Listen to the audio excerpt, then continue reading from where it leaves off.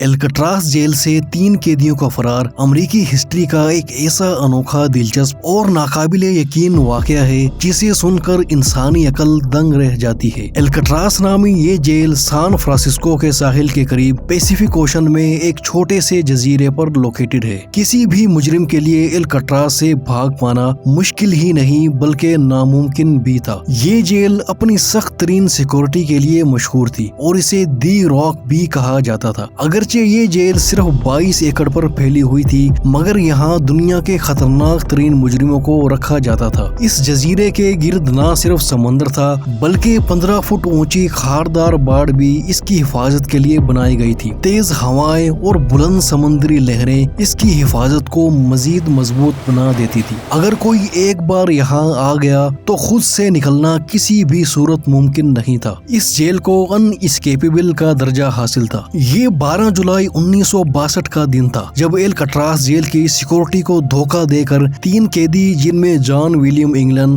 Clears انگلن اور Frank مورس تھے، فرار ہو گئے۔ یہ واقعہ جیل حکام اور FBI کے لیے ایک بڑا دھچکا تھا، کیونکہ اتنی سیکورٹی کے باوجود قیدی کیسے فرار ہو سکتے تھے۔ یہ مسٹری نہ صرف FBI بلکہ امریکہ کی 3 ٹاپ ایجنسیز کے لیے بھی ایک چیلنج بن چکی تھی۔ آئیے جانتے ہیں کہ قیدیوں نے فرار ہونے کے لیے ایسا کون سا پلان بنایا تھا جس نے اتنی سخت ترین سیکورٹی کو بھی چکما دے دیا۔ لیکن اس سے پہلے اس چینل کو ضرور سبسکرائب کر لیں۔ دوستو، فرار کا یہ منصوبہ 4 قیدیوں نے مل کر بنایا تھا، جن میں جان انگلن اور کلیئرس انگلن آپس میں بھائی تھے۔ دونوں کو بینک ڈکیتی کے کیس میں یہاں قید کیا گیا تھا۔ ان میں تیسرا فرینک مورس تھا، جس کا 13 سال کی عمر سے جیل میں آنا جانا لگا رہتا تھا۔ یہ بھی بینک ڈکیتی کے جرم میں قید تھا۔ چوتھا قیدی ایلن ویسٹ تھا، جو پہلے بھی مختلف جیلوں سے فرار ہونے کی کوشش کر چکا تھا۔ اسی وجہ سے اسے الکٹراس کی میکسیمم سیکورٹی میں رکھا گیا تھا۔ ایلن ویسٹ اس جیل میں کافی عرصے سے ہے،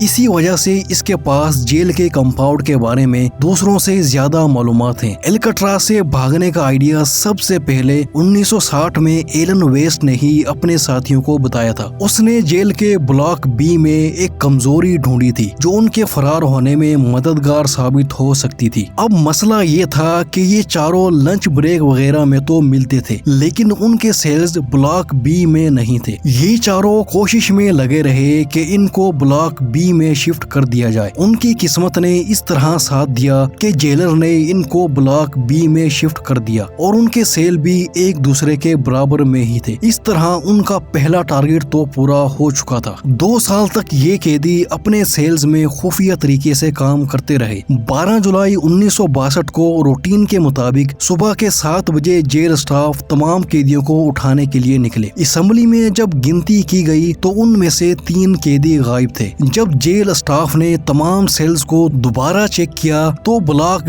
B میں انگلن برادر سمیت فرینک مورس کو اپنے ہی بیڈ پر سویا ہوا پایا۔ انہوں نے سیل کے اندر جا کر ان کو اٹھانے کی کوشش کی۔ اسی دوران انہوں نے دیکھا کہ تینوں سیلز کے بیڈ پر قیدی نہیں، صرف ان کے ڈمی ہیڈز پڑے ہوئے تھے اور بیڈ پر ان کی جگہ پلاسٹر اور کنکریٹ کے مکسچر سے بنائے گئے ڈمی ہیڈ جیل انتظامیہ کا منہ چڑھا رہے تھے۔ ان ڈمی ہیڈز میں سے ایک زمین پر گر کر ٹوٹ بھی گیا تھا۔ یہ منظر دیکھ کر پورے جیل سٹاف کے ہوش اڑ گئے، لیکن ان کو پورا یقین تھا کہ قیدی اس آئی لینڈ سے باہر تو ہرگز نہیں جا سکتے۔ لہٰذا انہوں نے پورے جزیرے کا چپا چپا چھان مارا، لیکن قیدیوں کا کوئی نام و نشان نہ مل سکا۔ سب کو ایک ہی بات تنگ کر رہی تھی کہ اتنی ہائی سیکورٹی کے باوجود قیدی بھاگے تو بھاگے کیسے۔ مزے کی بات یہ تھی کہ اس سارے کھیل کا مین کریکٹر اور ماسٹر مائنڈ ایلن ویسٹ، جس نے یہ سارا منصوبہ بنایا تھا، وہ جیل سے بھاگا ہی نہیں تھا۔ جلد ہی FBI سمیت دیگر ٹاپ ایجنسیز بھی قیدیوں کا سراغ لگانے کے لیے الکٹراس جیل پہنچ چکی تھی۔ انویسٹیگیشن میں یہ بات سامنے آئی کہ تینوں قیدی اپنے سیل کی دیواروں میں لگے چھوٹے ایونٹ کو توڑ کر باہر نکلے تھے، لیکن سب سے حیرانگی کی بات یہ تھی کہ 3 نہیں بلکہ 4 سیلز کے وینٹ ڈیمیج کیے گئے تھے اور چوتھا وینٹ ایلن ویسٹ کے سیل کا ہی تھا، جو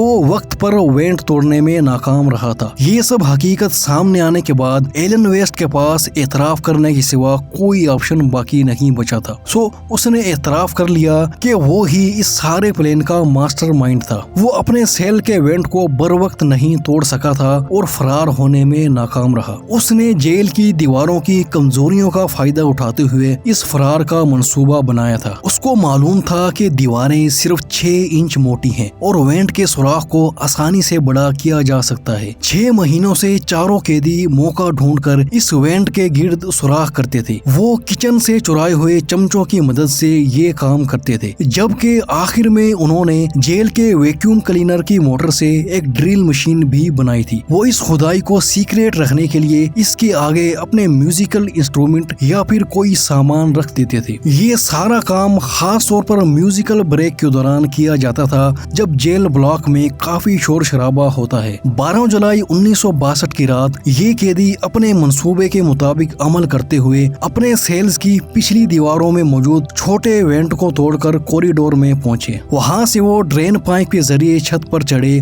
और फिर एक और पाइप का इस्तेमाल करते हुए नीचे उतरे और फिर जजीरे की 15 फुट ऊंची फेंस को टॉप कर भाग निकले। अब उनके सामने खुला समंदर था, लेकिन इसके लिए उन्होंने पहले से ही अपनी सारी तैयारी पूरी कर रखी थी। उन्होंने रेन कोट से इन्फ्लेटेबल राफ्ट बनाई थी और अगर राफ्ट डूब भी जाए तो बैकअप के तौर पर उन्होंने लाइफ जैकेट्स भी बनाई हुई थी। ये रेन कोट्स जेल एडमिनिस्ट्रेशन की तरफ से ही दिए जाते थे, जो वो बहाने से इकट्ठे करते जा रहे थे। FBI और दीगर एजेंसियों ने जजीरे और उसके आसपास का तमाम इलाका छान मारा, लेकिन कैदियों का कोई सुराग न मिला। उन्हें सिर्फ चंद चीजें मिली, जैसे कि राफ्ट का एक टुकड़ा और रेन कोट से बने बैग्स जिनमें कैदियों का जाती सामान मौजूद था। इन चीजों से ये अंदाजा लगाया गया कि कैदी मुमकिना तौर पर समंदर में डूब गए होंगे। FBI ने एंगलिन ब्रदर्स की फैमिली पर भी नजर रखी हुई थी। उनके एक भतीजे डेविड ने बताया कि जॉन और क्लियर्स के बड़े भाई ने मौत के वक्त कहा था कि उनके भाई जिंदा हैं और उसके साथ राब्ते में हैं। इसके अलावा एंगलिन ब्रदर के एक और कजन ने बताया कि उसने एंगलिन ब्रदर्स को ब्राजील में देखा